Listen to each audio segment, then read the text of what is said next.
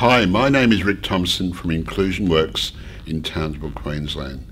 I'm excited to be sharing with you part 3 of the power and potential of ABCD, asset-based community development. In our previous presentations, we looked briefly at the assets of the individual citizen and how these assets can be called upon to help build strong and more interdependent communities. We then went on to discover the significant and mind-blowing assets that exist within our communities, reminding viewers of the 2.4 million potential community inclusion opportunities within my community of Townsville. But the true power and potential of asset-based community development comes through the connecting of the assets within the individual citizen with the assets within their communities. It's about connecting the dots. Let's focus on today's presentation on how do we develop and maintain and enhance the interdependent and interdependence between the citizen and their community that results in benefits for all. There are many things that we have learnt in our work, but there are 5 distinct things that we have learnt in the connecting of people with people within their communities of shared interest. They are, first we need to, as Stephen Covey says, to keep the end in sight. What does good community inclusion look like, and how do we know when it's present? Inclusion works in being guided by the principles and practice of ABCD to find community inclusion as follows. This definition of community inclusion has evolved over time within Inclusion Works because we believe that community inclusion is when people experience positive relationships in community whereby their gifts, talents and contributions are valued, acknowledged, encouraged, supported, enhanced and rewarded. Secondly, we need to spend some time in the researching and identification of the right match between the individual citizen with the right community opportunity.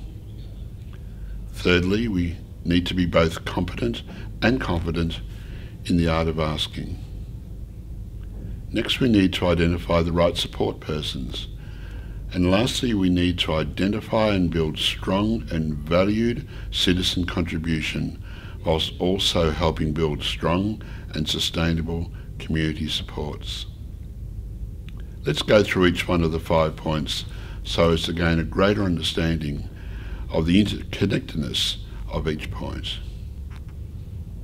Keep the end in sight.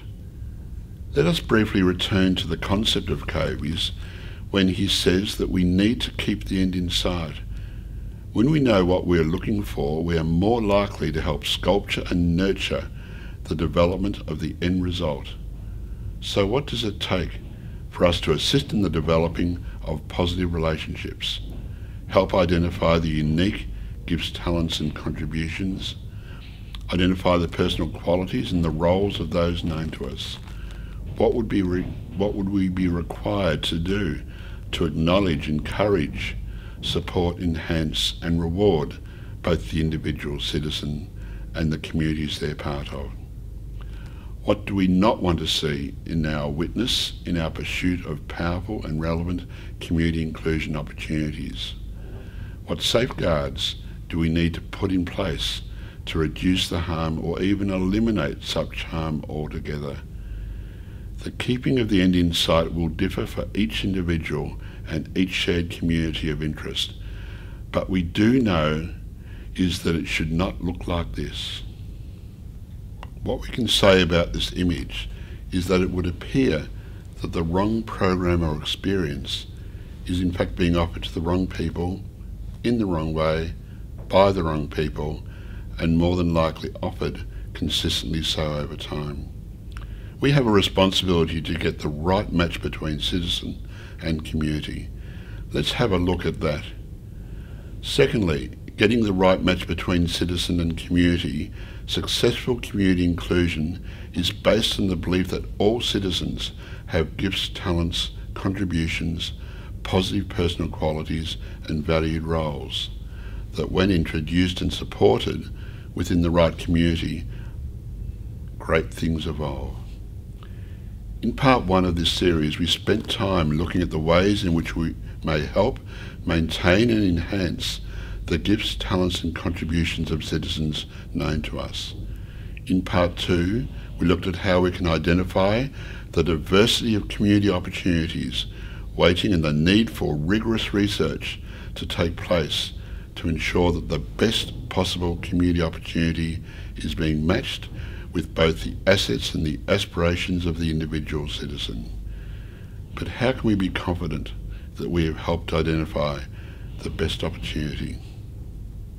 There's certainly no guarantee, but there are a few indicators that, if present, can offer us some confidence in what is before us. The three key indicators are, firstly, strong leadership is present that may be either formal or informal. Secondly, the group or the community characteristics share a common unity by way of age, passions, and the evidence of ongoing opportunities whereby through the shared and regular experience, valued relationships evolve. And lastly, evidence of diversity and the valuing of such diversity within the group or community. In addition to this, Al Condalusi from class in Pittsburgh, USA, reminds us that there is real value in seriously considering the culture of the community group, the organisation, the street, the shop, or the church that you may be considering developing a supportive relationship with. Successful connecting is greatly assisted when we have some prior knowledge and understanding of the rituals, the patterns of behaviour, the jargon, the memory and history of the group or community in mind. Time spent in the researching and preparing by way of focusing on these critical themes will enhance the possibility of success, by way of increased competence and confidence in navigating within the chosen community. But what can also assist us greatly, having identified perhaps the best possible community inclusion opportunity, is to ensure that we're also both confident and competent in the art of asking. Let us look more into this thing called the art of asking. There's a critical need, for us to be prepared for and skilled up in the art of asking. The art of asking within the sphere of community connecting is known as the deliberate and conscious act of inviting in a relationship that previously wasn't there. We propose that there is an art that one has to prepare for, to practice, to implement, and to review if we are to be successful in our connecting of citizens with citizens. With this in mind, we would literally like to give you a hand in considering the art of asking further. As you can see, what is proposed is that we need to prepare ourselves by asking of ourselves the following critical questions before we do the asking. Why do we wish to ask in the first place? What's the vision or the outcome? To keep the end in sight. What are we asking for? Who are we asking? Who does the asking? When and where do we ask? And what safeguards do we need to put in place to maximise success? The art of asking is of particular value when approaching what we hope will be the right support persons to assist us in the successful linking of individuals into their defined community of interest.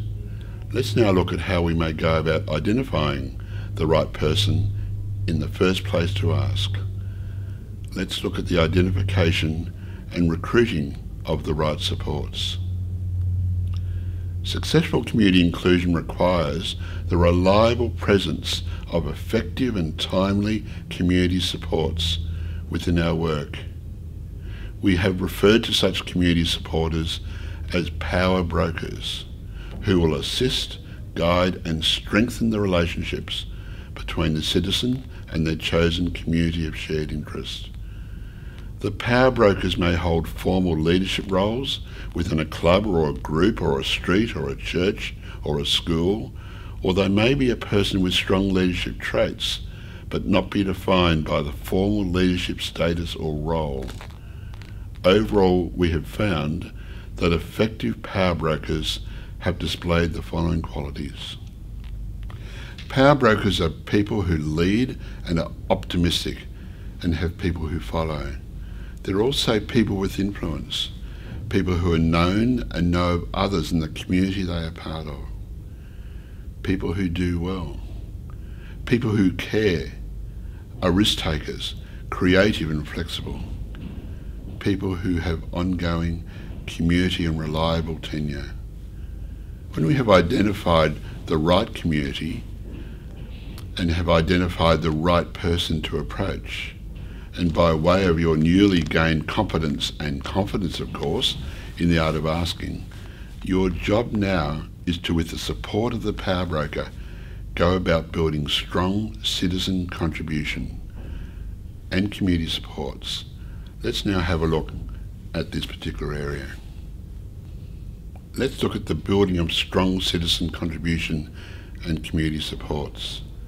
Citizens, through their commitment to join community, by that act alone brings within them the contributions of valued membership, financial contribution perhaps, a shared passion or interest, and a commitment, and perhaps time.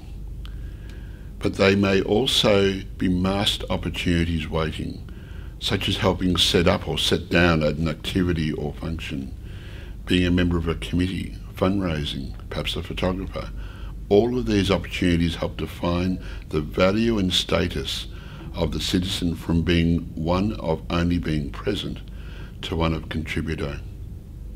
Likewise, the chosen community of shared interest may have little knowledge or experience in knowing how to best welcome and support, encourage and reward the new members, especially those citizens who may bring with them their unique qualities of difference. The sharing of knowledge and known preferences, communication techniques, and above all displaying respect by way of role modelling and imitation by family members, support workers and friends provides much appreciated guidance and direction, especially during the early stages of inclusion.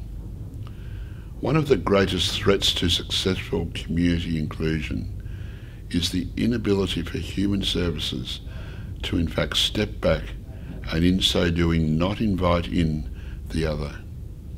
Failing to do so proposes that the community is unable to care and that it is the responsibility only of human services to maintain this responsibility. The pursuit of successful community inclusion by way of connecting the dots cannot be guaranteed, but its chances of success are enhanced when we to keep the end in sight, to get the right match between citizen and community, to become both confident and competent in the art of asking, to identify and seek out the right supports, to build strong citizen contributions and strong community supports. So in conclusion, throughout this video series, we have over a short period of time invited ourselves to consider the following. We are more than what we think we are. Our community is more than what we think it is. And finally, in connecting the dots, we have called upon the gifts, talents and contributions of all citizens and assisted them to connect within their shared communities of interest that has resulted in the building of stronger and more interdependent communities. Inclusion Works is a very, very small community development organisation, has over the past 20 years grown in its understanding of disability, community and inclusion, but its very foundation is very much still grounded in the principles and practice of ABCD, asset-based community development. We hope that through this series of video presentations you are able to join us in the building of better communities through the inclusion of citizens with a disability. Germaine Greer leaves us all with a quote that captures so well what lays before us. especially with the introduction of the NDIS. Good luck and all the very best. Everything that is could be otherwise.